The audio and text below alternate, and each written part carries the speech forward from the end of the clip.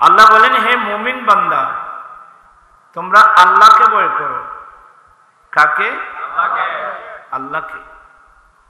একটা দুইটা আয়াত না, কোরআনে পাক করলে দেখবেন যে বহু আয়াতে কারিমার মধ্যে আল্লাহ আমাদেরকে নির্দেশ দিয়েছেন যে হে মুমিন বান্দা, তোমরা আল্লাহকে ভয় করো।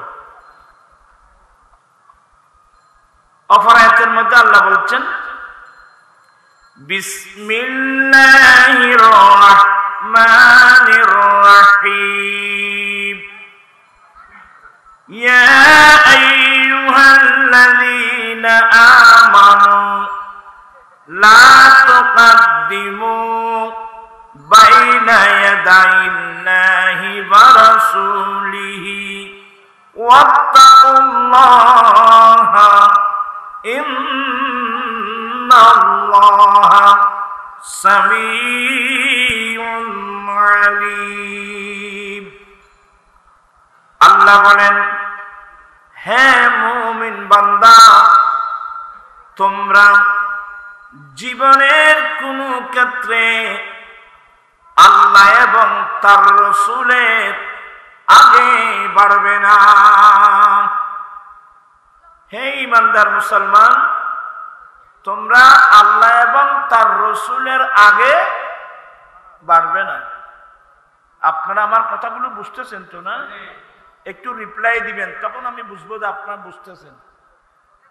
আল্লাহ বলেন, হে মুমিন বান্দা, তোমরা জীবনের কোন ক্ষেত্রে, ব্যক্তিগত জীবন, পারিবারিক জীবন, সমাজ জীবন, রাষ্ট্রীয় জীবন, সমাজনীতি, অর্থনীতি, রাষ্ট্রনীতি, রাজনীতি, শিক্ষানীতি, বাণিজ্য নীতি, পররাষ্ট্রনীতি, এক কথায় জন্মলগ্ন থেকে মৃত্যুকাল পর্যন্ত কোন ক্ষেত্রে তোমরা আল্লাহ এবং তার রাসূলের আগে বাড়বে না। আমরা যারা কলমা পড়েছি, যেদিন থেকে কলমা পড়লাম সেদিন থেকে আমরা আল্লাহ আল্লাহ রসুলের আদেশ নিষেধ মোতাবেক আমাদেরকে চলতে হবে। আল্লাহ আল্লাহ রসুলের আগে চলার কোনো অধিকার নেই। এজন্য আমাদের মুরব্বীরা একটা কথা বলতেন, আগে গেলে মানুষই, ওরা এখন নোয়াখালীর মানুষ হন না, নোয়াখালীর না তোরা, তোরা মাথা তোরা আগে গেলে, হ্যাঁ এইভাবে রিপ্লাই দিলে আমি বুঝবো আপনারা বুঝতেছেন। আগে গেলে, পিছনে গেলে স্বর্ণ পায়। গোটা বাংলাদেশে এই প্রভাব বাক্যটা আছে, আগে গেলে বাঘে খায়, পিছনে গেলে টাকা পায়, স্বর্ণ পায়। হ্যাঁ, ও শিলেউড়িরাও এটা বলে, আগে গেলে বাঘে খায়, পিছনে গেলে ঠেকা পায়। এভাবে ওটা কিন্তু প্রত্যেক জায়গার মধ্যে আছে। কিন্তু ভাইজান, কার আগে গেলে বাঘে খায়, কার পিছনে গেলে টাকা পায়, স্বর্ণ পায়, এই জিনিসটা তো আমরা কোনোদিন গবেষণা করে দেখি নেই। এই আয়াত যখন পড়লাম, যখন আমি তাফসীর পড়াচ্ছিলাম, হঠাৎ করে মুরব্বীদের কথা মনে পড়লো। আরে আমাদের মুরব্বীদের কথাগুলো তো কোরআন সুন্নাহ। তা আল্লাহ বলছেন তোমরা সাবধান, জীবনের কোন ক্ষেত্রে আল্লাহ এবং তার রাসূলের আগে বাড়বে না। কি মানে? আমাদেরকে জীবনের প্রত্যেক ক্ষেত্রে আল্লাহ এবং আল্লাহ রাসূলের পিছনে পিছনে চলতে হবে। যারা আল্লাহ আল্লাহ রাসূলের পিছনে পিছনে চলেছেন, ওরা গৌসুল আজম হয়েছেন, ওরা খাজা গরিব নওয়াজ হয়েছে, ওরা ইমাম আজম হয়েছে, ওরা ইমাম বুখারী হয়েছে, ইমাম মুসলিম হয়েছেন, নাসাই হয়েছেন, ওলি হয়েছেন, গৌস হয়েছেন, কুতুব হয়েছেন, আবদাল হয়েছেন, শাইন সিরকুট হয়েছে, খাজা গরিব নওয়াজ হয়েছে, আলা হযরত হয়েছে, ইমাম আল্লামা হাশমি রহমাতুল্লাহ হয়েছে। আমাদেরকে জীবনের কোন ক্ষেত্রে আল্লাহ আল্লাহ রাসূলের আগে চলার কোনো পারমিশন নাই। আর একটা কথা আছে আমাদের দেশে, চট্টগ্রামের, এখানে প্রায় চট্টগ্রামের মানুষ না, বাইরে হলেও চট্টগ্রামের ভাষা, চট্টগ্রামে যখন আসেন চট্টগ্রামের ভাষা বুঝতে হবে। আমাদের ছেলেরা দুবাই শহরে থাকে, ওরা ওখানে আরবি ভাষা বুঝে না। আমাদের মুরব্বীরা বলতেন যে মুসরের বাপ যদি ট্যাংটা নিলি তারা তো বুঝে দেয় মশারির বাইরে ফা কাটলে মশায় কামড়াবে। আজকে বাংলাদেশ তথা বিশ্বের মুসলমানদেরকে ইহুদি নাসরা আমাদেরকে কামড়াচ্ছে, যেহেতু আমরা আল্লাহ রসুলের দেওয়া সীমানা থেকে বাইরে চলে গেছে। আসুন আমরা সবাই তওবা করে আল্লাহ রসুলের দিকে ফিরে আছি, বিকল্প কোনো পথ নাই।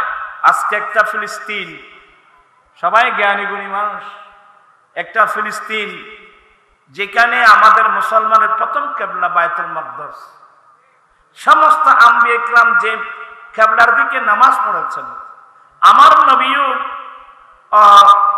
তাহবিলে কেবলার আগে আমার নবী তো মক্কায় ওই যে বায়তুল মাকদাসের দিকে ফিরে নামাজ পড়েছেন। এটা মুসলমানের আমাদের প্রথম কেবলা।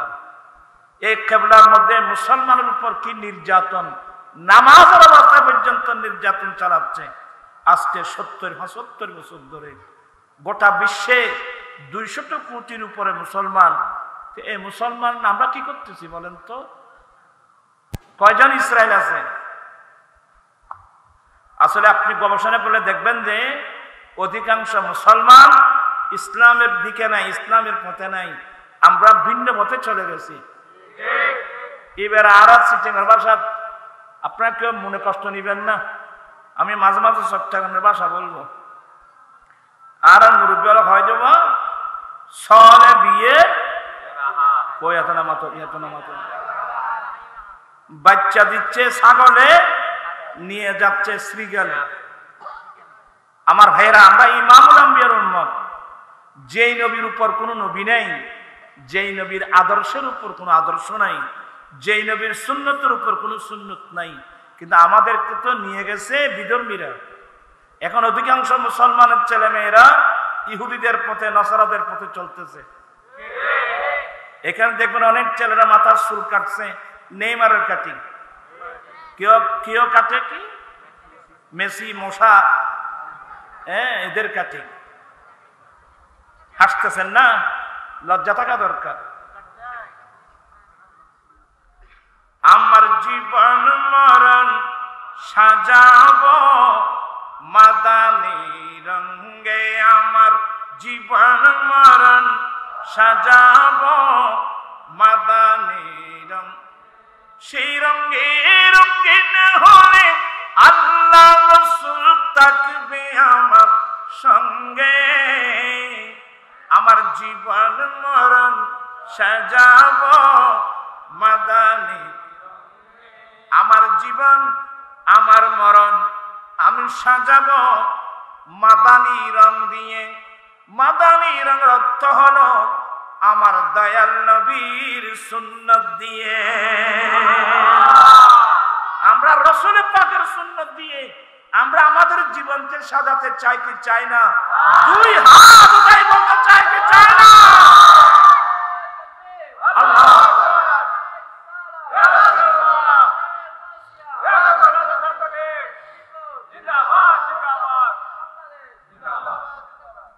আমরা আমাদের নবীর সুন্নত মোতাবেক আমরা আমাদের জীবনকে সাজাতে চাই। হাসনের কথা বলতে গেলে অনেক কথা। আপনারা জানেন আমি বাংলাদেশে 15 বছর পেরিয়ে এখন 16 বছরে আসলাম। দুটো রোগের বিরুদ্ধে আন্দোলন, একটা হলো যৌতুকের বিরুদ্ধে, আরেকটা হলো মাদকের বিরুদ্ধে। আজকে কয় বছর? প্রায় 16 বছরে পড়লাম আমি। কেন বাবা? আবার এসে এখন কথা কইবেন নাই। তোমরা বললাম ট্রেনিং ঘরে আর আনতে গেলে যদি আরেক জনই ভয়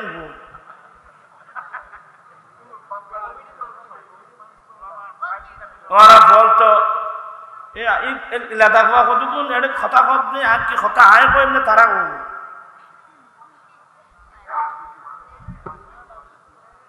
যাই হোক, আমি আর বেশিক্ষণ থাকবো না। ওয়াজের জন্য একটা পরিবেশ লাগবে। আমি একটা ক্লাসের মতো কথা বলবো।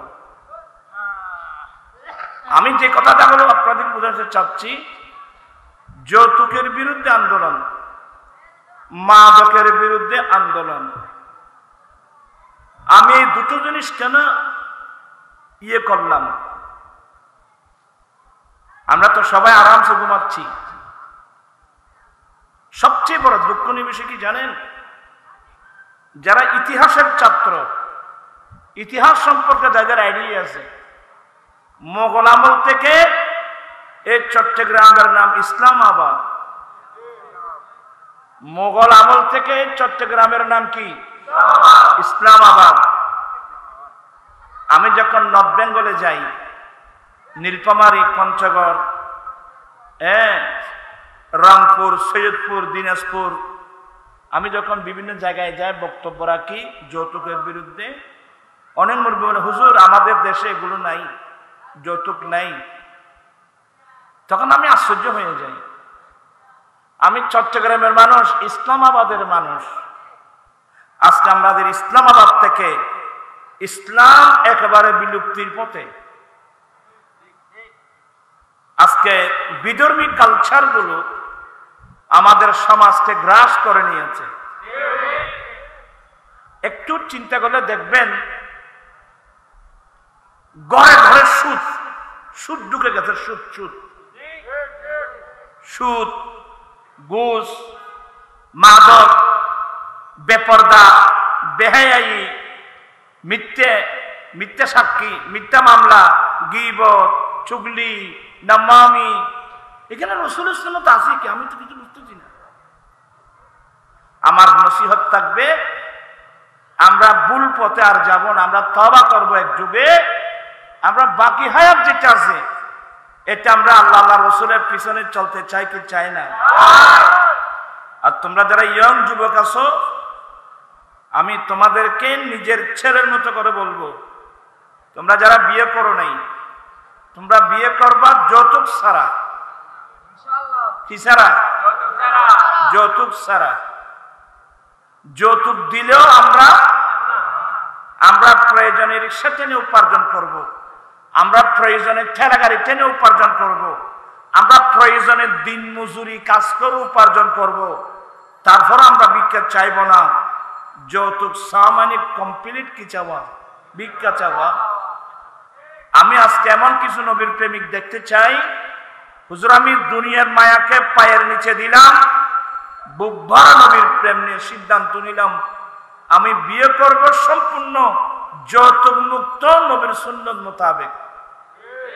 এমন কোন নবীর প্রেমিক আজকের মাহফিলে আসো দেখি।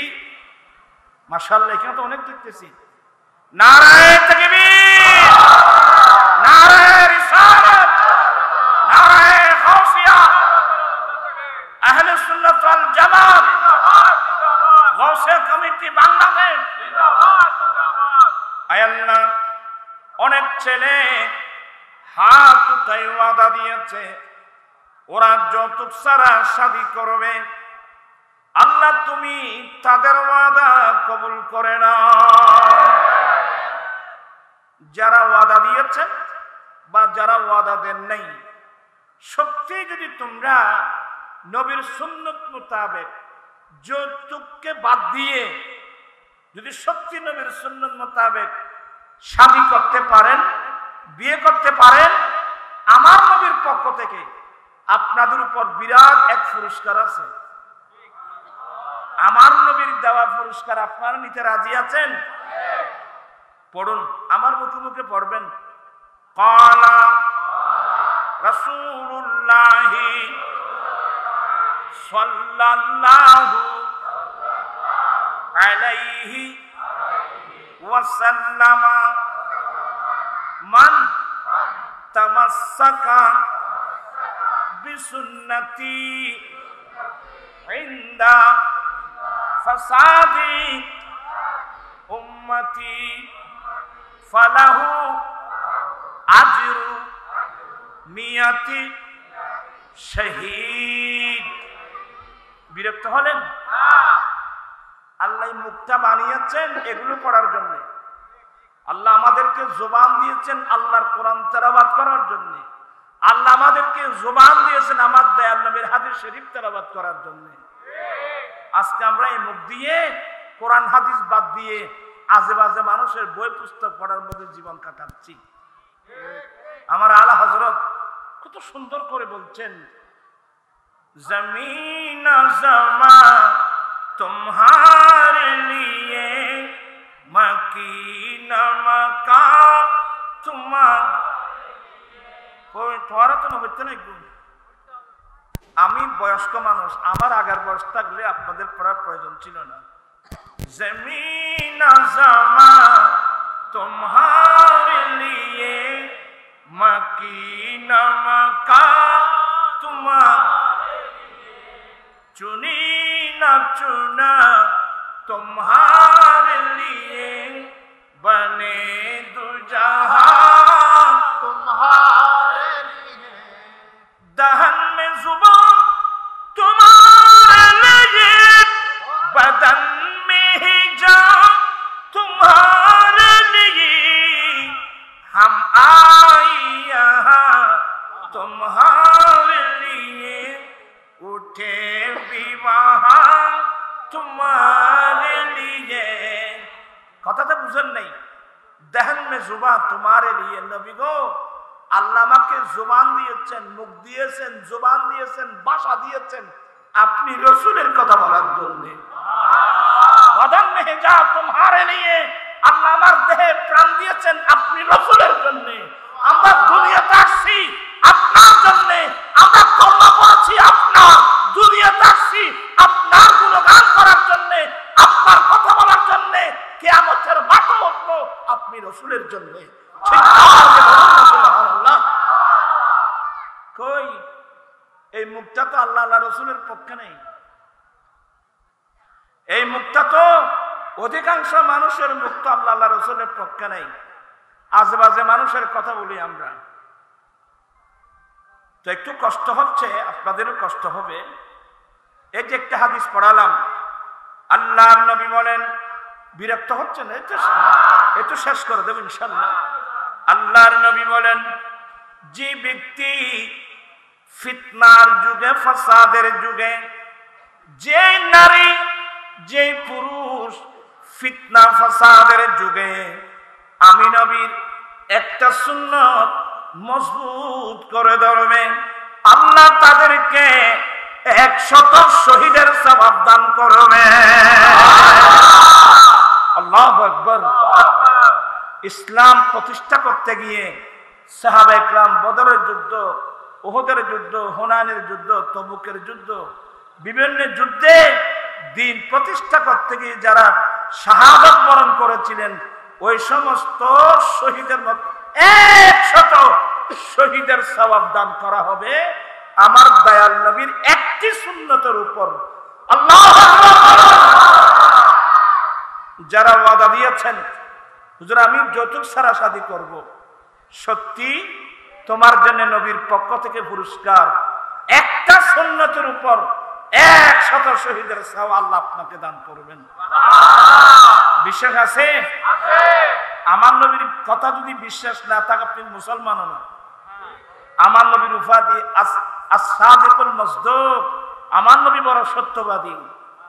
আমার নবীর উপাধি আল আমিন, আমার নবীর উপাধি আস-সাদিকুল মাসদুক। আসলে আমরা কোন নবীর উম্মত এই কথাটা কিন্তু আমরা জানি না। না জানার কারণে আজকে আমরা ভিন্ন পথে চলে যাচ্ছি। আর যেদিন আপনি জানবেন আমি কোন নবীর উম্মত, নবীর দরওয়াজা ছাড়া, নবীর সুন্নাত ছাড়া বিকল্প কোনো পথ থাকবে না আপনার জন্য, আমার জন্য। বিরক্ত হচ্ছেন আমি দেখতে পাচ্ছি। খটা বাজি আর তো গরু চড়ে না, আর কেন হয়ে বাজি কি বল 11টা 39 49 এত উজুর করতে করতে নাই কেউ আর কিনে দিয়ে দেন বুড়া মানুষ। কি বলেন যৌতুক? এখন কি আমরা যৌতুক রাখবো না দেশ সারা করবো? আর যৌতুক রাখবো না দেশ সারা করবো? এই দেশে যৌতুক কথা থাকতে পারবে না। হারাম হারাম হারাম, বেদাত বেদাতে সাইয়্যা, হারাম। নেককার ছেলে পাবো কোথায়? আমার বিবাহটা যদি শুদ্ধ না হয়। আপনার খুব ঠান্ডা মেজাজ আমার কথাগুলো শুনবেন। আল্লাহর নবী বলেন, মান ইসতাতা মিনকুম ফালিয়াতাযাফফাফ, উম্মত তোমরা যাদের বিবাহের সামর্থ্য হলো, তোমার উচিত তাড়াতাড়ি বিবাহ করে নেওয়া। আপনারা আমার কথাগুলো বুঝতেছেন না? আল্লাহর নবী বলেন, এ আমার উম্মত, তোমরা যাদের বিবাহের সামর্থ্য হলো, সামর্থ্য বলতে 1 নম্বর স্ত্রীর মোহর দেওয়া, 2 নম্বর স্ত্রীকে রাখার জন্য ঘর দেওয়া, 3 নম্বর পোশাক দেওয়া, 4 নম্বর খোরাকি দেওয়া, এ সামর্থ্য যার হয়েছে, উম্মত তুমি কাল বিলম্ব না করে তোমার পছন্দনীয় মেয়েকে বিবাহ করে নাও। কারণ ফাইন্নাহু আগাদ্দু লিল বাসারি ওয়া আহসানু লিল ফারাজ, এই বিবাহ তোমার চোখের দৃষ্টি নিচু করে দেবে, তোমার লজ্জাস্থান হেফাজত করবে। সুবহানাল্লাহ। আমার নবীর এগুলো যে বিজ্ঞান, এগুলো বলতে গেলে অনেক সময় লাগবে, সময়ের প্রয়োজন আছে। ব্রেনি ছাত্র হতে হবে। ইসলাম একটা কমপ্লিট একটা বিজ্ঞান। আপনারা মার্কেটে গেলে একটা বই সংগ্রহ করবেন, বিজ্ঞান না কোরআন, বাই মোহাম্মদুল ইসলাম। উনি আমাদের মতো আপনাদের মতো ইংরেজি শিক্ষিত, বাংলা শিক্ষিত মানুষ। উনি বাংলা ইংরেজির পাশাপাশি আল্লাহর কোরআন নিয়ে যখন স্টাডি করলো, সে দেখতে পেল যে কোরআন শরীফের ফার্স্ট টু লাস্ট আগাগোড়া বিজ্ঞান। কোরআন শরীফের আগাগোড়া বিজ্ঞান। উনি মন্তব্য লিখছেন, বিজ্ঞান না কোরআন, এই নাম দিয়ে বই লিখছে, বিরাট এক বই। যদি সুযোগ পান সংগ্রহ করবেন। ওনার আরেকটা বই আছে, বৈজ্ঞানিক মোহাম্মদ সাল্লাল্লাহু আলাইহি ওয়াসাল্লাম, ভলিউম নম্বর 1, 2, 3, 4, 4 ভলিউমের একটা বই। নাম কি? বৈজ্ঞানিক মোহাম্মদ সাল্লাল্লাহু আলাইহি ওয়াসাল্লাম। আল্লাহর পরে সবচেয়ে বড় বৈজ্ঞানিক নবী মুহাম্মদুর রাসূলুল্লাহ সাল্লাল্লাহু আলাইহি ওয়াসাল্লাম। প্রান্তিক ইসলামী ভাইরা, সেই নবীর বিজ্ঞান ছেড়ে আমাদের ছেলে মেয়েরা ভিন্ন ভিন্ন দিকে চলে গেল। আপনাকে কথাগুলো বুঝতেছেন? ওদের একটু একটু বিরক্ত হবেন, আমি জানি তো। আজকাল দেখা যায় নারী জাতির উপর যে পর্দা আল্লাহ ফরজ করেছেন, এই পর্দার গুরুত্ব অনেক মহিলারা বুঝে না। আর বুঝে না। অনেক সময় দেখা যায় টকশোর মধ্যে বসে বসে আলেম ওলামাদেরকে আরো ভিন্ন কথা বলে, মন্দ কথা বলে। কিসের পর্দা বলে না। আমি এ সমস্ত বিপদগামী মেয়েদেরকে বলবো, আপনি কি বিজ্ঞান পড়েন? আপনি কি বিজ্ঞান বুঝেন? দেখি বিজ্ঞানটা আপনি হাতে নেন। এখানে কি ফিজিওলজির ছাত্র কেউ আছে যারা শরীর বিজ্ঞান পড়ে? এমন কোন ছেলে আসো? মেয়েরা থাকলে তাদেরকে বলবা, আপনি কি ফিজিওলজির ছাত্রী? আপনি কি শরীর বিজ্ঞান পড়েন? আপনি বিজ্ঞান পড়লে দেখবেন যে নারী এবং পুরুষ আকৃতিগত পার্থক্য, প্রকৃতিগত পার্থক্য। আপনার শিক্ষিত লোক খুব ঠান্ডা মেজাজে আমার কথাগুলো শুনবেন। নারী পুরুষ আকৃতিগত পার্থক্য, প্রকৃতিগত পার্থক্য। আমি এভাবে 26টা পার্থক্য আমি বলতে পারবো বিজ্ঞানের দৃষ্টিতে, কিন্তু এখানে বলবে একটা। এটা কি? পুরুষ হলো বিদ্যুৎধর্মী, নারী হলো চুম্বকধর্মী। এই প্রকৃতিকে কি আপনি অস্বীকার করতে পারবেন? পুরুষ বিদ্যুৎধর্মী, নারী হলো চুম্বকধর্মী। এই দুই প্রকৃতির মানুষ একসাথে চলতে পারবে না। যে কোনো মুহূর্তের মধ্যে অ্যাক্সিডেন্ট হওয়ার সম্ভাবনা আছে। এজন্য আমার রাসূল কি বলছেন? তোমরা ভাই বোন দুইজন এক বিছানায় থাকে, আমাদেরকে বলছেন, এ আমার উম্মত সাবধান, ভাই বোন যে এক বিছানায় থাকে, একটু যদি বড় হয়ে যায় তাদের বিছানা কি করো? আমরা নবীর এই তালিমগুলো আমাদের মধ্যে আছে? বিছানা আলাদা করো, কারণ শয়তান লাগা আছে। আর এগুলো আমি অনেক সময় চিন্তা করতাম, ভাই বোন সঙ্গে থাকলে কি হয়, ভাই বোন কি কোনোদিন ব্যভিচার করতে পারে? এগুলো আমাদের ব্রেনে আসতো না। বর্তমান ফেসবুক খোলা মাত্রই এটার উত্তর এখানে সহজে আমরা পেয়ে যাচ্ছি। নাউজুবিল্লাহ বলবেন না আপনারা? সমাজ কোথায় যাচ্ছে? আকৃতিতে মানুষ, স্বভাবগতভাবে মানুষ চতুষ্পদ জন্তুর চেয়ে আরো নিকৃষ্ট হয়ে যাচ্ছে। আপনারা যারা স্কুলের ছাত্র, কলেজের ছাত্র, ইউনিভার্সিটির ছাত্র, শিক্ষিত সমাজ, এই যে পেট্রোল পাম্প আছে এখানে, ওখানে ফিলারের মধ্যে লিখে দিয়েছেন ধূমপান। তা আপনি ধূমপান নিষেধ করলেন কেন? এটা তো আপনার মেমোরিতে আছে, ধূমপান নিষেধ করলেন কেন? এই বিপদটা তো আপনার বুঝে আসছে। হুজুর, পেট্রোল হলো চুম্বকধর্মী, ধূমপান আগুন বিদ্যুৎধর্মী। আগুন আর পেট্রোল এক জায়গায় হলে পেট্রোল পাম্প জলে কি হয়ে যাবে? সরকার হয়ে যাবে। ভাইজান, এটা আপনার মেমোরিতে আসলো। নারী পুরুষ, পুরুষ হলো বিদ্যুৎধর্মী, নারী হলো চুম্বকধর্মী। এই দুই প্রকৃতির মানুষ একযোগে চলতে গেলে যে কোনো মুহূর্তের মধ্যে অ্যাক্সিডেন্ট হওয়ার সম্ভাবনা আছে। নারী পুরুষ ব্যভিচারে লিপ্ত হলে আর পেট্রোল পাম্প না, গোটা দেশ ধ্বংস হয়ে যাবে। ঠিক না? এগুলো আপনার মেমোরিতে আসে না? আপনি কে, কোন বিজ্ঞান পড়ছেন আপনি?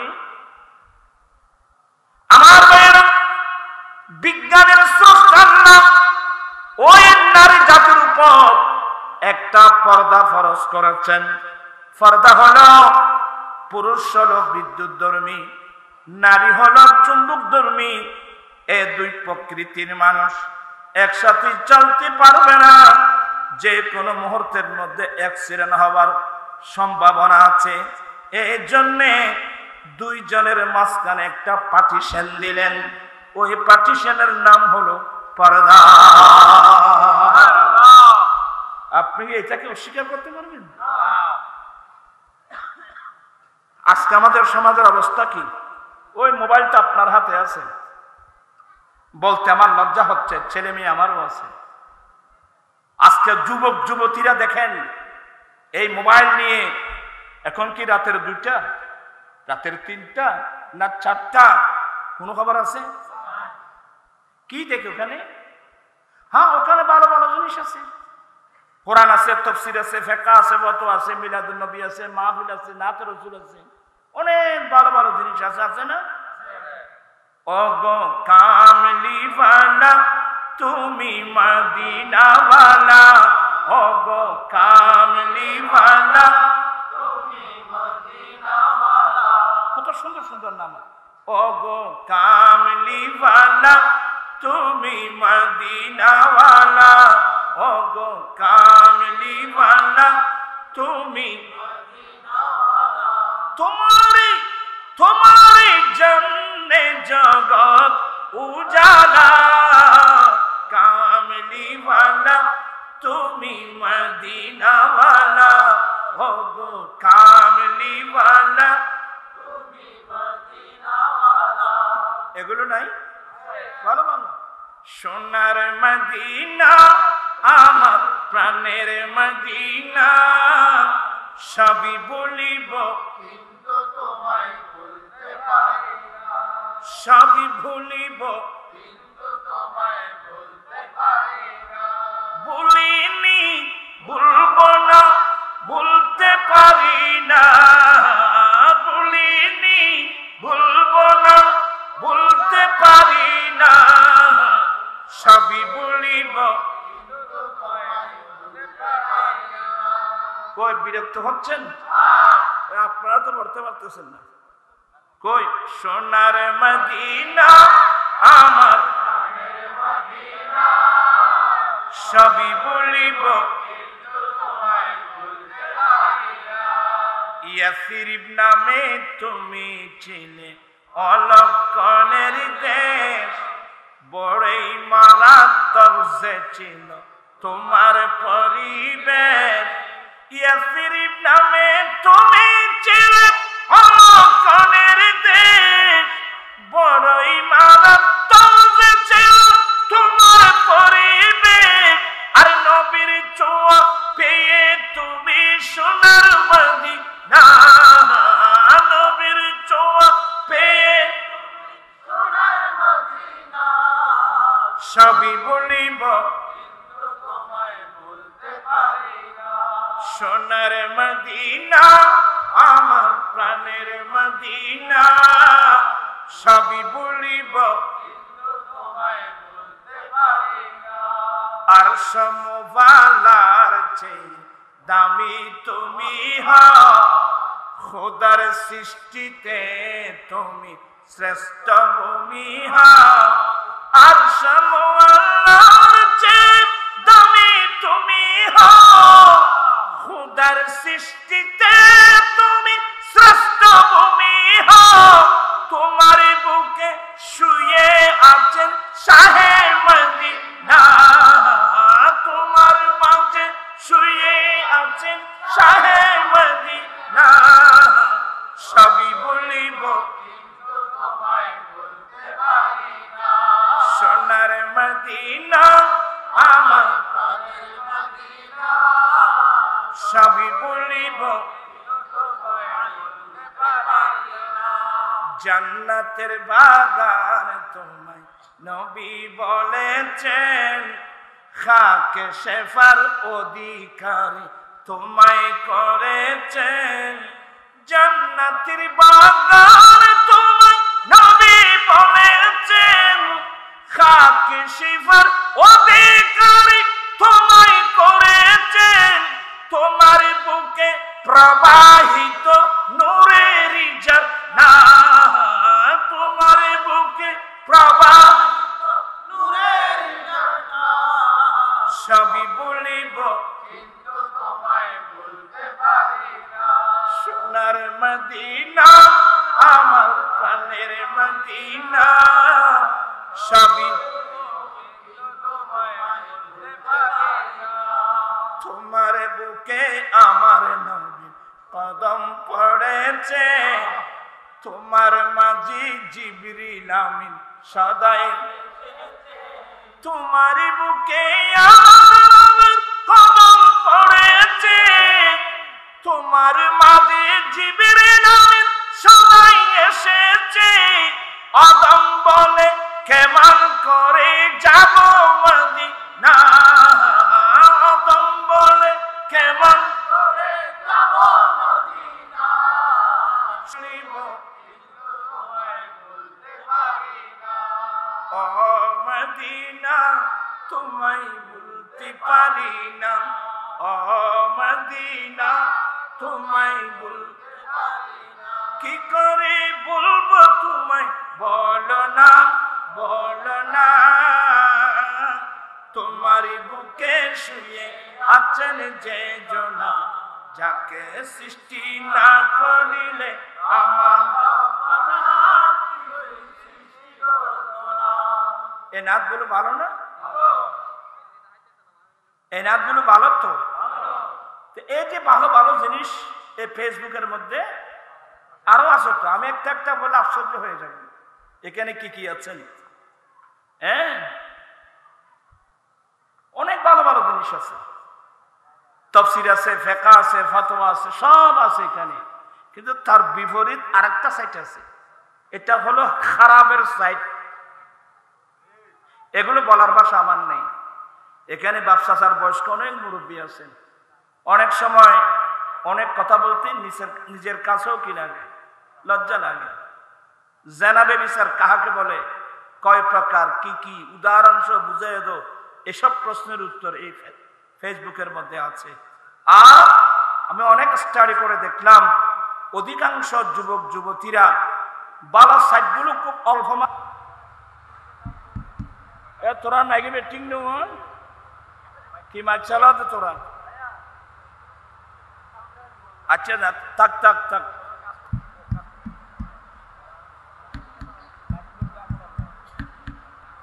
যাই হোক, আমি আর কথা বাড়াচ্ছি না, ডিস্টার্ব যখন হয়ে গেল। আমি যে কি জিনিসটা বুঝাতে চাচ্ছিলাম আপনারা এগুলো মেমোরিতে রাখবেন। অনেক যুবক যুবতীরা এই খারাপ চিত্রগুলো দেখে দেখে নিজেরকে ধ্বংস করে দিচ্ছে। আপনাগুলো কথাগুলো বুঝতেছেন? একজনে মিলাদ শরীফ পড়ো, কে আছে এখানে? মিলাদ শরীফ পড়ার কে আছে বলো? মাইক নাই, মাইক ছাড়া বলো। আমি লজ্জা ফেলে কিছু কথা বলবো। তোমরা আজ থেকে এই খারাপ সাইডগুলো দেখবে না,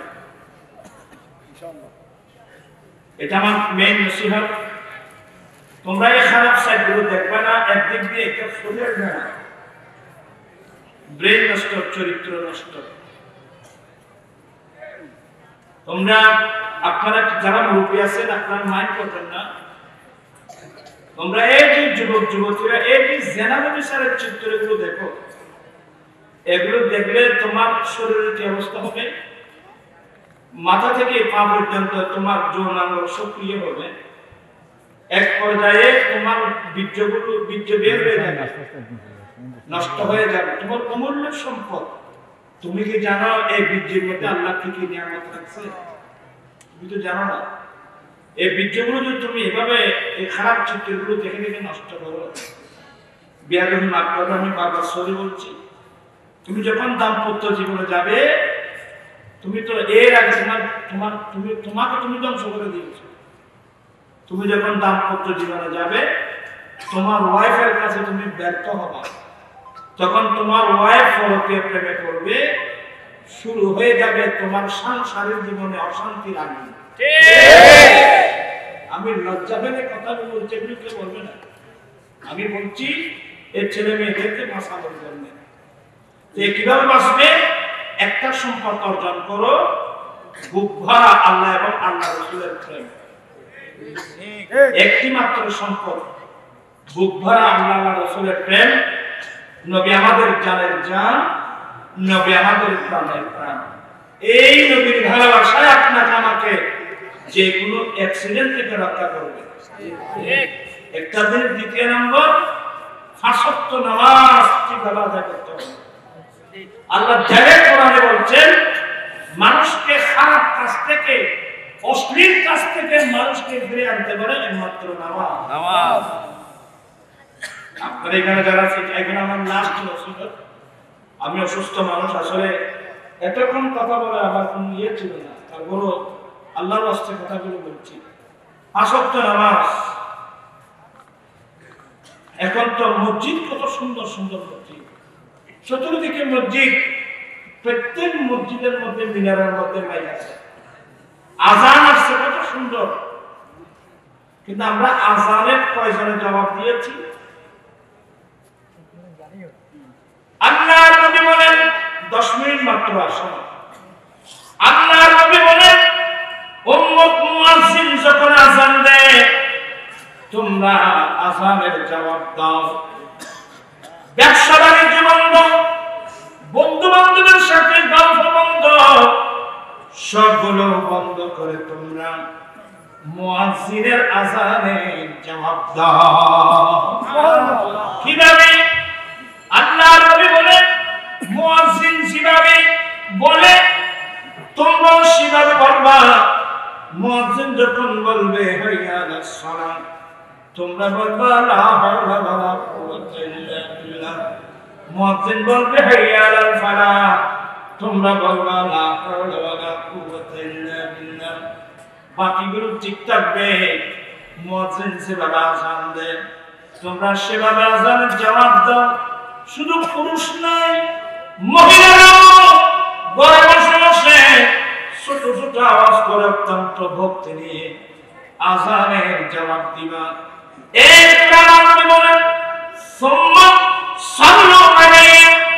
আযানের জবাব দেওয়ার পরে তোমরা আমি নবীর উপর দরুদ শরীফ পড়ো। দ্বিতীয় নম্বর হলো সুম্মা সাল্লাল্লাহু লিয়াল ওয়াসিলা। এরপরে তোমরা আল্লাহর কাছে আমি নবীর জন্য ওসিলার দোয়া করো।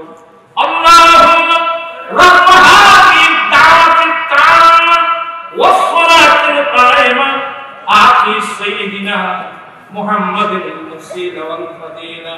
والدرجة الرفيعة وبعثه مقاما محمودا الذي وعدته وارزقنا شفاعته يوم القيامة إنك لا تخلف الميعاد আমি নবীর জন্য আল্লাহর কাছে এই ওসিলার দোয়াটা করলাম এই কাজটা যদি করো ওয়াজাবাত লাহু শাফাআতি ইয়াউমাল কিয়ামা কিয়ামতের কঠিন দিনে তুমি উম্মতের জন্য সুপারিশ করে জান্নাতে নিয়ে যাওয়া আমি নবীর উপর ওয়াজিব হয়ে গেছে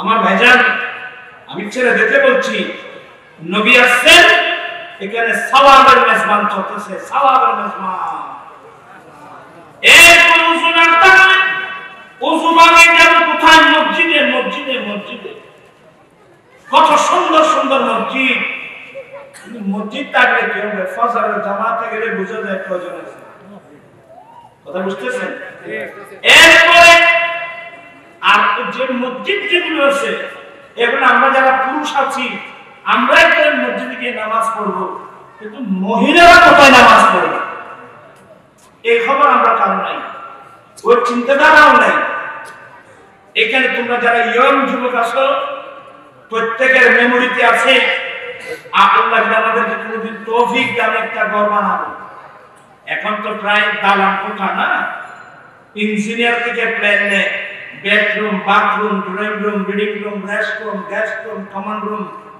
অনেক রুম রুমের কোনো শেষ নেই কিন্তু রুম যেটা লাগবে ওটা নেই আপনারা যারা ইয়ং যুবক আমি গুনাহগারের কথাগুলো মনে রাখবা ইঞ্জিনিয়ারকে বলবা ইঞ্জিনিয়ার সাহেব আপনি যাই ড্রয়িং দিবেন ওখানে একটা রুম অ্যাড করবেন আমার নবী হুজুর বলছেন এটার নাম রুম অফ সালাত অথবা রুম অফ প্রেয়ার ইবাদতের রুম নামাজের রুম প্রত্যেক মুসলমানের মধ্যে একটা রুম থাকতে হবে স্পেশাল নামাজের জন্য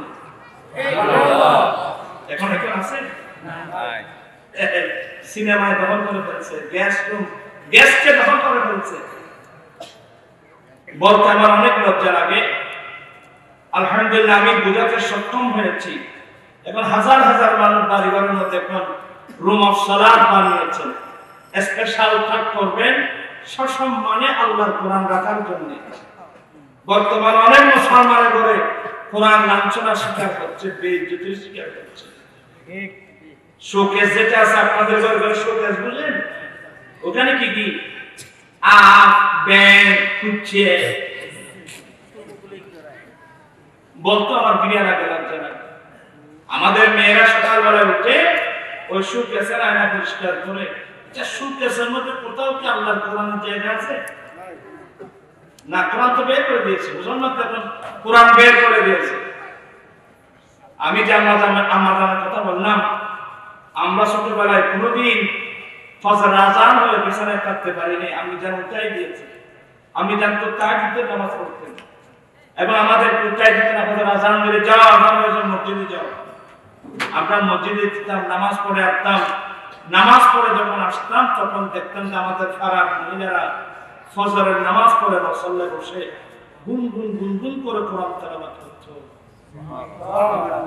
এই আওয়াজ কি এখন আছে নাই মুসলমানের গলার থেকে কোরআনে পাকের তেলাওয়াত সম্পূর্ণ কি হয়ে গেছে বন্ধ হয়ে গেছে এবারে শান্তি করতে থাকবে এবারে শান্তি করতে থাকবে বলতে আমার দিনে রাখতেছে যাই হোক আমি বেশি বললে আপনারা নার্ভাস হবেন আসুন আমরা একজোটে তওবা করব আবার এখান থেকে আমরা কোরআন তেলাওয়াত শুরু করব এখানে স্কুলের ছাত্র কলেজের ছাত্র ইউনিভার্সিটির ছাত্র বা ব্যবসায়ী বা শ্রমিক নামাজ তো প্রত্যেকের উপর কি ফরজ চলুন আমরা ফজর নামাজ পড়ব যদি বলি রুটিন করব 8 ঘন্টা সময় ডেইলি রুটিন আমি 8 ঘন্টা সময় ফজর নামাজ পড়ে মসজিদ থেকে বের হব না আবার আল্লাহর কোরআন বুকে নিয়ে মসজিদের কোণে বসে যাব আমি আবার হুজুরকে বলবো হুজুর বাবা আমাকে একটু বুঝাই দেন আমি আবার আলিফ বা তা সা জিম হা সা শুদ্ধ করে আমি কোরআন শিখার চেষ্টা করব একবার না পারিলে দেখো শতবার পারিব না এই কথা ঠিক বলি কোরআন যদি তেলাওয়াত না করি এই কোরআন শরীফের অভিশাপে আমরা ধ্বংস হয়ে যাব। এখন তার ধ্বংস হতে হতে যাওয়ার আর তো জায়গাই নেই। আমি কি কথাগুলো বুঝতে পারলাম? এখানে অনেক মানুষ আসছেন, আপনাদের মাথায় টুপি নেই। আগামীতে আমি তোমাদের ছেলের মতো বলছি, আগামীতে তোমরা মাথা কেন আপনি মুসলমান না, আপনি টুপি ব্যবহার করবেন না কেন? ইউনিফর্মের গুরুত্ব বুঝেন? আজকে মাদ্রাসা বাঁধবেন না, এই নিউ মার্কেটের ওই পাশে মুসলিম ভাই আছে না, কথা বলছে না কেন? আপনি মুসলিম ভাই একদিন যাবেন, দেখবেন যে প্রত্যেক ছাত্রদের মাথায় কি প্রত্যেক কি সুন্দর লাগতেছে। আজকে দুঃখনীয় বিষয়, অনেক ছেলেদের মাথায় জুতা তো কারো পায়ে, প্রত্যেক জুতা তো আছে, জুতা একজন না কয়েক জোড়া আছে, শুধু মাথায় টুপি নেই। আমি বেশি বললে আপনারা হয়তো খারাপ মনে করবা, তোমরা ছেলেদেরকে বলছি মাথায় টুপি ব্যবহার করবা। মাথার চুল কিভাবে রাখবা? মাথার চুলের মধ্যে তেল মালিশ করবা, মাথায় শীতে পারবা, মধ্য দিয়ে শীতে পারা আমার রসুলের সুন্নাত। কোন সময় মাথা মুড়াতে হলে ডান পাশের গুলো মুড়ানোর সুন্নাত, তারপরে বাম পাশে কথা ডান বাম ভাগ করতে গেলে মধ্য দিয়ে কি লাগবে? এক সময় ছোটবেলা আমরা দেখেছিলাম, এখন এগুলো নাই। মুসলমানের চুল কিভাবে রাখবে? মেয়েরা তো এক সময় মেয়েরা জুতে পারতো ইয়ে দিয়ে, এখন জুতো হয়, মেয়েদের চুল একেবারে ছেড়ে দিয়েছে। এখন তো কোনো মুসলমান থেকে ইসলামিক পরিবেশ আমাদের দেশে নাই, ইসলামী শিক্ষা আমাদের দেশে নেই। যার কারণে হলো কি, ও বলেন যে শহরে গিয়ে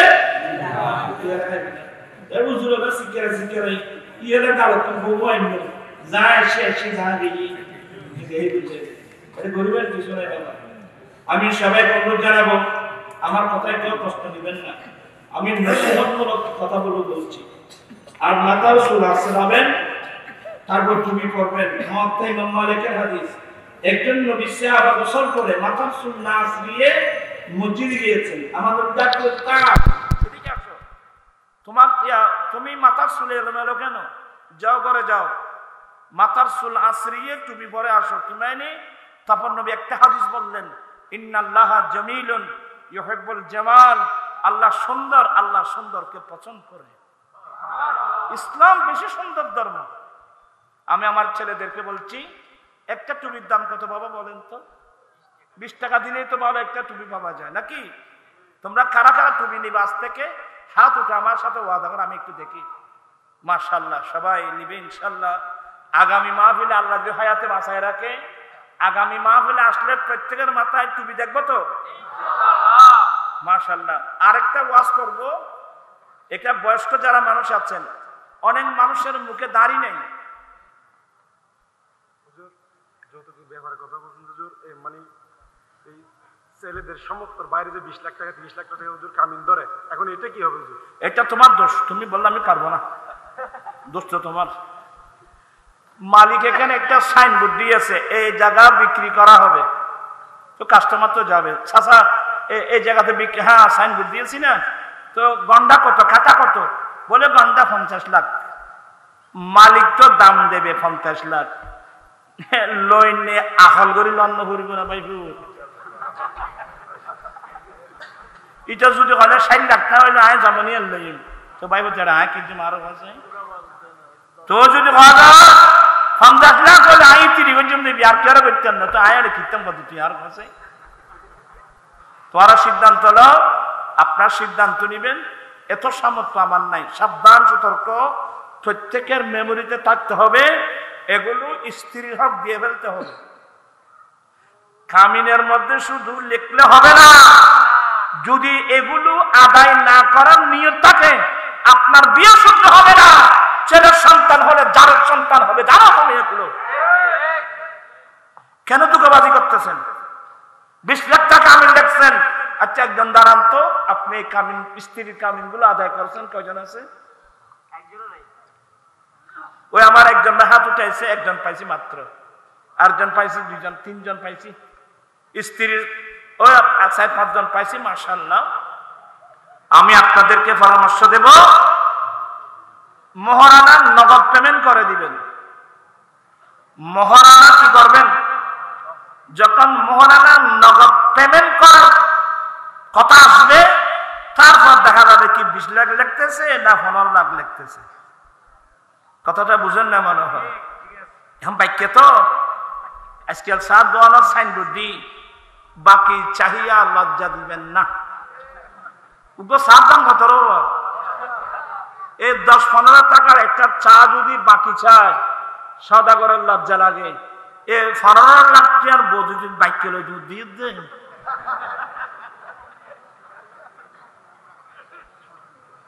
সাবধান, হাসবেন না। আপনি আর অবস্থানে যান, বেয়াদবি মাফ করবেন। এখানে বাপসা অনেক আছেন, মা বোনরাও শুনতেছে, এটা মনে থাকবে তো।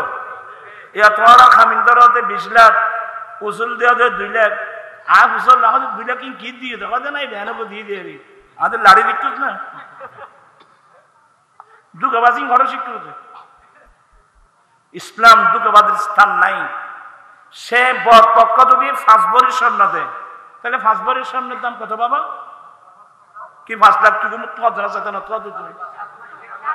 এখন হবে 7 লাখ। 5 ভরির স্বর্ণের দাম হবে কত? 7 লাখ যদি বর্তমান বাজারে দাম আসে, এগুলো ওই খামির নামা থেকে কি দিতে হবে? উসুল দিতে হবে। এটাই শরীয়ত। কেউ কাউকে ঠকাবার কোন সুযোগ নাই। লাইসা মিন্না মান গাসসা। তাই এখন আসলে এগুলো বলতে গেলে অনেক কথাবার্তা আসবে। আর যারা দাড়ি রাখেন নাই, দাড়ি আমি আপনাদেরকে নসিহত করব, আবার শুরু হইব আগুন। তোরা বাড়ি ঘরে লড়ো।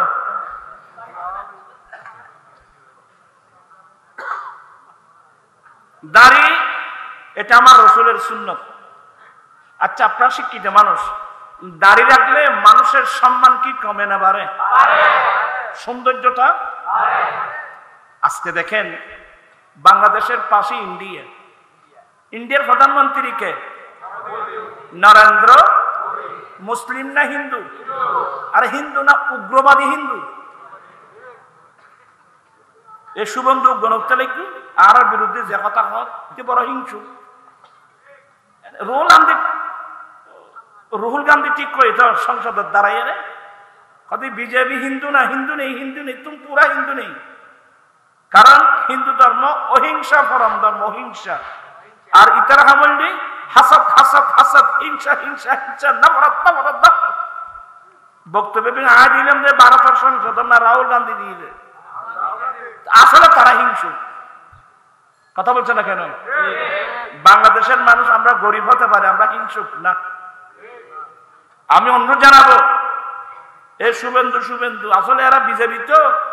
ওদিকে কংগ্রেসের হাতে মার খেয়েছে, এদিকে তৃণমূলের কাছে মার খেয়ে সংখ্যা গরিষ্ঠতা হারিয়ে ফাগলের মতো। তখন আমাদেরকে নিয়ে সুযোগে ওই আমাদের বিরুদ্ধে বলে হিন্দু মারি ফেলার কাটি ফেলার। এটা বাংলাদেশের মধ্যে হিন্দু হঠাৎ মাঝে হঠাৎ কাটতে দেয়। এগুলো সম্পূর্ণ মিথ্যা মিথ্যা মিথ্যা। বর্তমান হিন্দু, বৌদ্ধ, খ্রিস্টান ওরা ঐক্য, যারা একটা সংগঠন আছে, এই সংগঠন মিলে এই সুবন্ধুর তীব্র নিন্দা জানিয়েছে। ঠিক কিনা ভাইরা? আমাদের দেশে হিন্দু, বৌদ্ধ, খ্রিস্টান, জুম্মা চাম্মা থাকবে, আমাদের কোন সমস্যা আছে নাকি? আমরা তো কেউ কারো দিকে কোনা চোখ লাল চোখ করে আমরা কোনোদিন দেখিও নেই। এটা শুধুমাত্র আমাদের দেশের দুর্নাম করে, বদনাম করে। আর কিছু ইন্ডিয়ার কি আছে না, ওই যে মিডিয়া, ওই হিন্দির কিছু মিডিয়া আছে শয়তান, এদের কাজ হলো অনর্গল মিথ্যা বলা। অনর্গল আসলে এদের ইমান নাই তো, ইমান না থাকলে তো মিথ্যা বলবে। ইমানদার হলে সে কোনোদিন মিথ্যা বলবে?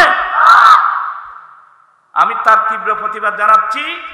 এই মিডিয়া যেগুলো অনর্গল মিথ্যা বলে ভারত এবং বাংলাদেশের সাথে যুদ্ধ লাগাবার পায়তারা করছে, এদেরকে অ্যারেস্ট করে এদেরকে বিচারের কাঠগড়ায় দাঁড় করানো হোক। আমরা চাই ভারত আমাদের প্রতিবেশী। আমরা চাই আমার নবীর তালিম মোতাবেক প্রতিবেশীর সাথে আমাদের সুসম্পর্ক থাকা দরকার আছে। আমরা তাদের প্রতিবেশী, তারাও কি আমাদের প্রতিবেশী। কই আমাদের সেখানে হিন্দু বুদ্ধ কারোর সাথে আমাদের কোনো যুদ্ধ নেই, দ্বন্দ্ব নেই, তর্ক বিতর্ক নেই। অনর্থক মুসলমানদেরকে হিন্দু বিরুদ্ধে এখানে সংখ্যালঘু, আমরা তো হিন্দুদের কিন্তু সংখ্যালঘু বলি নাই, আমরা তো কোনোদিন হিন্দুদেরকে সংখ্যালঘু বলি নাই, আমরা সংখ্যাগরিষ্ঠ, ওরা আমরা তো কোনো শব্দ বলি নাই। কেন মুসলমানের উপর বাংলাদেশের উপর তোয়ামত দেওয়া হচ্ছে, মিথ্যা তোয়ামত দেওয়া হচ্ছে? এগুলো আপনাদেরকে জনগণের কাছে জবাবদিহি করতে হবে। আরে মিথ্যা মানে এরা তো আছে অনর্গল মুসলমানের বিরুদ্ধে, বাংলাদেশের বিরুদ্ধে। তো তোমরা বাংলাদেশের বিরুদ্ধে করে তোমাদের লাভটা কি?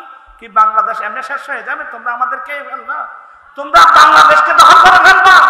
আরে ভারতের যে রাজ্যগুলো আছে ওগুলো ধরে রাখতে পারো কিনা দেখো, কাশ্মীরকে ধরে রাখতে পারো কিনা দেখো, মণিপুরকে ধরে দেখো দেখো, তারপরে এভাবে।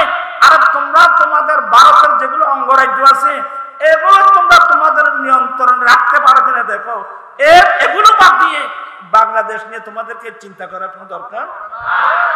এখন ক্যালকাটার আলু মার্কেট শেষ, পেঁয়াজের মার্কেট শেষ, হসপিটাল বন্ধ, সবাই মশাবাদক দেখাইবেন কিছু নেই। এখন রেট কমাই দিয়ে সার বলে বলে আসো আসো। বাংলাদেশকে ছোট করে দেখলে তোমরা ভাত খাওয়ার জন্য, রুটি খাওয়ার জন্য পয়সা পাবে না, তোমরা মনে রাখবে। আমরা চট্টগ্রাম, আমরা বাংলাদেশের মানুষ, আমরা গুনাহগার হতে পারি। এটা 360 আউলিয়ার দেশ। হ্যাঁ, যারা মানে না মানে না, আরো কিছু আছে তো আমাদের দেশ, কিছু আছে না, মাজার ভাই ফেলো, মাজার গিলি ফেলো, বোমা মারো। ভাই ভাই ইসলাম প্রচার তুই করছি না, তোর বাপে করছি দেড়ে ইসলাম প্রচার করছি অলিও নেই। সে আউলিয়া ইকরামের ইসলাম হযরত শাহ জালাল সিলেটে মানে আল মুজাররদিন আসলে 360 আউলিয়া। আমরা ইসলাম, এটা তো গৌর গোবিন্দের রাজ্য ছিল, নগর মুল্লুক ছিল, গৌর গোবিন্দের রাজ্য ছিল। আজকে প্রায় 17 কোটি, কি আমরা বর্তমান বাংলাদেশের 17 কোটি মানুষ, কয় কোটি মানুষ? 17 কোটি মানুষের মধ্যে মুসলমান কত হবে? প্রায় 14 কোটি মুসলমান তো হবেই। আমার ভাইরা, আমি বিনয়ের সাথে আউলিয়া ইকরামের সাথে বেয়াদবি করবে না। কোন সমস্যা হলে সমাধান করো, কথা বলছেন না কেন? ওইখানে যদি কেউ খারাপ কাজ করে এটা সমাধান করো, তুমি মাথা ফেলে ফেলবে কেন? তোমার কিছু, আরে যেখানে কবরস্থানকে হেফাজতের দায়িত্ব আমাদের, তোমাকে এখানে বোমা মারতে বলছে কি, ওখানে ভাঙতে বলছে কি? এখানে তোমার লাভটা কি? তোমার লাভ কি? দেশের লাভ কি? সমাজের লাভ কি? মাজার কি বাংলাদেশের বাইরে কোথাও মাজার নাই? আচ্ছা, মস্করের মধ্যে এতগুলো নবী ওলিদের মাজারগুলো কোথায় নিবেন? এটা তো আর অবস্থান। আপনি ইয়েতে যান, মাজার নাই কোথায়? আপনারা এগুলো নিয়ে বাড়াবাড়ি করবেন না। যে বিষয়ে আপনার জ্ঞান নেই আপনি এখানে হাত দিবেন কেন? এগুলো আপনাদের জিনিস না। একটা কাজ করতে পারে, আমাদের দেশে ইসলামিক ফাউন্ডেশন আছে না? কথা বলছেন, আমাদের ইসলামিক ফাউন্ডেশন সব দলের আলেম ওলামাদেরকে নিয়ে একটা ক্যাবিনেট করে এ বিষয়ে ফয়সালা চাওয়া দরকার। আপনি আলেম ওলামা মুফতিদের কাজগুলো আপনারা হাতে নিচ্ছেন কেন? আজকে দুঃখনী বিষয় কি জানেন? আমরা সবাই বলি আপনারা আইন হাতে নিবেন না, আইন হাতে নিবেন না। আইনের জন্য জজ কোর্ট, হাইকোর্ট, সুপ্রিম কোর্ট আছে। তো থাকলে কি হবে? আসামি তো হাকিমের আদালতে যারা আছে, আসামি নিতে নিতে ইতারা তো মারিয়ে আবার আইনে বাড়াবি নেই। এখানে কি আনেছে আমাকে বলেন তো? ইত্তাকুল্লাহ, ইত্তাকুল্লাহ, ইত্তাকুল্লাহ। আল্লাহ সবাইকে হেফাজত করো। আমার গৌসিয়া কমিটির বাইরের কষ্ট মেহনতকে আল্লাহ কবুল করুক। আসলে আমি অনেক কথা বলে ফেলছি, তো বলতে চেয়েছিলাম ওই যে নরেন্দ্র মোদী মুসলিম না হিন্দু? দেখেন ওরা আমার নবী নিয়ে গবেষণা করতেছে, করে সে একজন হিন্দু হওয়ার পরেও কি রাখছে? আচ্ছা, দাড়ি রাখার কারণে তাতে দেখতে একটু কি লাগতেছে, ভালো লাগতেছে। প্রাণ পিছিয়ে ভাইরা, আমি 2 হাত করে জুড়ে করে বলবো, অনেক মানুষ মনে করে আমি অনেকদিন বাঁচবো, আমি বয়স্ক হব তারপর রাখবো, মোটেও না। এখন দেখা যাচ্ছে ইয়ং যুবক হার্ট অ্যাটাক করে, ব্রেন স্ট্রোক করে করে মারা যাচ্ছে। আর আপনি যে মুখে দাঁড়িয়ে রাখেন নাই, আপনি যদি কবরে যান, ওইখানে তো আমার দয়াল নবী আসবে। আমার নবীকে দাড়িবিহীন চেহারাটা আপনি কিভাবে দেখাবেন আমাকে বলেন তো? আমি ছেলেদেরকে বলছি আপনারা দাড়ি রেখে দিবেন। আমাকে এক জায়গায় বলছে, হুজুর দাড়ি রাখতে মাইয়ে বলে জামাইলে জন্য যায়, আনোয়ারাই বলছে, একটা আনোয়ারা। তখন আমি বললাম যে এটা সত্য, কারণ মুসলমানের পরিবেশ, মুসলমানের নারী পুরুষের রুচি এমন নষ্ট হয়ে গেছে, ছেলের মুখে দাঁড়িয়ে দেখলে তাকে স্বামী নিতে চায় না। আমি আপনাদেরকে বলবো, আমার রাসূল বলছেন ওয়া খায়রু মাতাঈদ দুনিয়া আল মারআতুস সালিহা, এ আমার পুরুষ উম্মত, তোমাদের জন্য দুনিয়ার বুকে সবচেয়ে উত্তম সামগ্রী একজন নেককার স্ত্রী। তোমার জীবনে তুমি যদি একজন চরিত্রবান নেককার মেয়েকে স্বামী স্ত্রী হিসেবে পাও, তোমার বিল্ডিং লাগবে না, ফুটপাতের মধ্যে তাবু গেড়ে মধুর সংসার করে চলে যেতে পারবে। আর খোদাই না করুক দুশ্চরিত্রের মেয়ে যদি আপনার জীবন সঙ্গিনী হয়, আপনি হাজার হাজার কোটি টাকার মালিক হলেও আপনাকে কেঁদে কেঁদে কবরস্থানে যাওয়া ছাড়া বিকল্প কোনো পথ। তো হুজুর নেককার বদকার কিভাবে চিনবো? এখানে তো লেখা নাই। এই আমি আপনাকে পরামর্শ দেব, নবীর সুন্নাত মোতাবেক তুমি দাড়ি রেখে দাও। তুমি দাড়ি রেখে পাত্রী নির্বাচনে যাবা। যে মেয়েটা তোমার পছন্দ হবে, সেই মেয়েটা যদি তোমার মুখে দাড়ি রেখে ডিনাই না করে, তুমি সিদ্ধান্ত নিতে পারবা এই মেয়েটার অন্তরে আমার নবীর প্রতি শ্রদ্ধা আছে। এখানে দাঁড়িয়ে আপনার কাজ দেবে। আমি অনেক লজিক কথা বললাম, আপনার প্রায় শিক্ষিত মানুষ, আপনারা গবেষণা করে দেখবেন। আল্লাহ সবাইকে হেফাজত করুক, মুস্তাফা ইসলামের সুন্নাত মোতাবেক চলার তৌফিক দান করুক। গাউসিয়া কমিটির ভাইদের জন্য দোয়া করবেন। আর রহমানির রহিম মালিকি ইয়াউমিদ্দিন ইয়্যাকা না'বুদু ওয়া ইয়্যাকা নাস্তাঈন ইহদিনাস সিরাতাল মুস্তাকিম সিরাতাল লাযীনা আন'আমতা আলাইহিম গায়রিল মাগদুবি আলাইহিম ওয়ালাদ-দাল্লিন। আপনারা যারা তবরুক দিচ্ছেন, ওই পিছন থেকে দিয়ে আসুন।